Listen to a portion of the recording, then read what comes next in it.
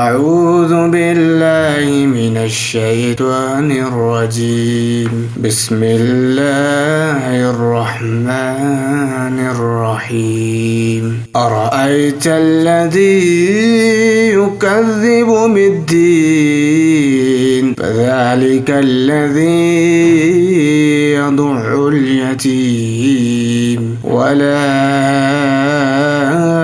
يحض على طعام المسكين فويل للمصلين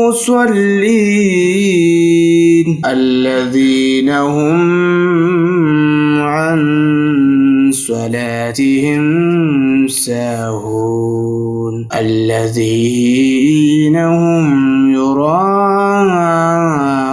ويمنعون الماعون. صدق الله العلي العظيم.